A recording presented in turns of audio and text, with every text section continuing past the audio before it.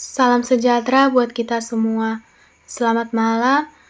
Baiklah, di sini saya akan mempresentasikan materi tentang manajemen proses. Baiklah, sebelumnya saya akan memperkenalkan diri saya. Nama Rizka Lasmiansi Papaga, NPM 20110006, kelas TIM 2003. Mata kuliah Sistem Operasi, Universitas Budi Dharma Medan. Baiklah, yang pertama saya akan menjelaskan tentang manajemen proses. Proses diartikan sebagai suatu program yang sedang dieksekusi atau di-running.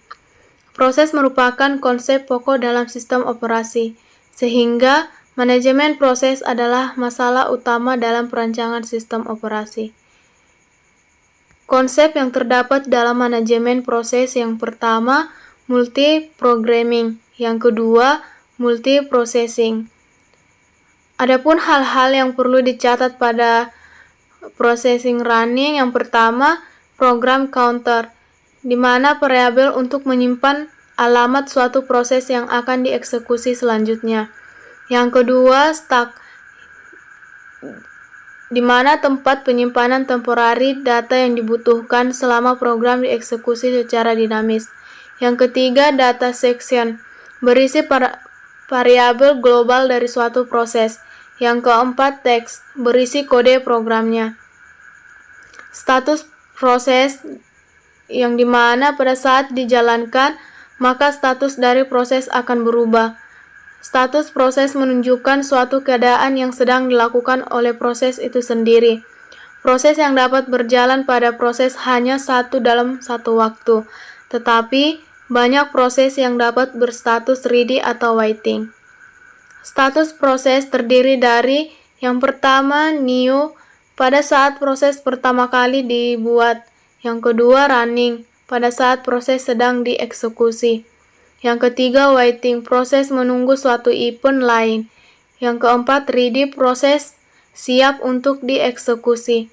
Yang kelima, terminal, proses sudah selesai dieksekusi. Pada manajemen proses terdapat suatu proses control block, yaitu setiap proses direpresentasikan ke dalam sistem operasi oleh PCB. PCB berisikan banyak bagian dari informasi yang berhubungan dengan sebuah proses yang spesifik. Dan yang terakhir, saya akan menjelaskan proses keadaan kontrol. Yang pertama, keadaan proses sama dengan keadaan seperti new, ready, running, waiting, dan lain-lainnya. Yang kedua, program counter, di mana counter mengindikasi address dari perintah selanjutnya untuk dijalankan di proses ini.